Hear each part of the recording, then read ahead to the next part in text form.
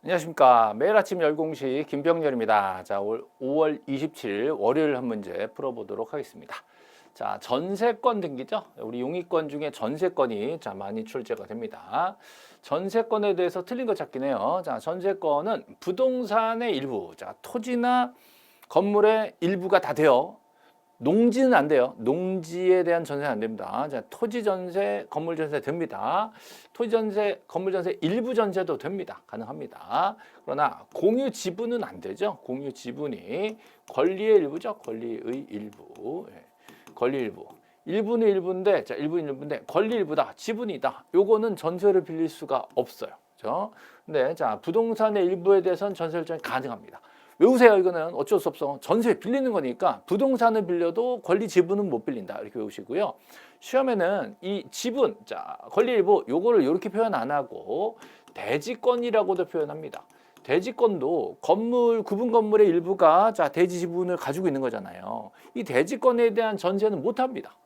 이렇게 표현하면 같은 거예요. 공유지분, 권리 일부, 대지권 요거는 전세 설정할 수가 없다. 특히 대지권에 대한 전세 설정은 안 된다. 전세 안 된다. 이렇게 자주 나옵니다. 꼭 암기하셔야 돼요. 토지는 돼도 농지는 전세 등기가 안 됩니다. 자, 안 되니까 어떻게 해요? 각하죠. 등기할 사항이 아닌 경우요. 요게 추가로 자, 만약에 실행이 되었다라고 한다면 자, 잘못 실행된 거잖아요. 요건 되게 심각한 무효이기 때문에 직권 말소까지 되는 등기할 사항이 아닌 경우에 들어가는 경우예요. 실행되면 직권 말소까지 간다. 자, 존속기간 만료로 기간 만료되면 전세권이 소멸하는 게 당연하죠.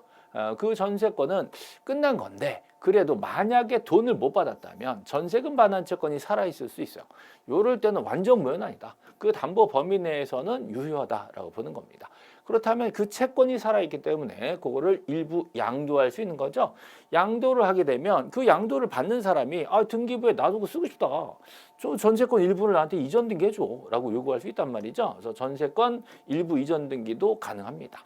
이거는 당연히 전세금 반환 채권이 양도됐기 때문에 전세금 반환 채권이 있어야 되잖아요. 이 전세금 반환 채권은 만료 전에는 생길 수가 없어. 기간 만료 후에만 가능한 겁니다. 만료 전에는 실질적으로 소멸하면 그때 가능합니다. 근데 소멸한 경우도 할 수 없다? 이러면 틀리는 거죠.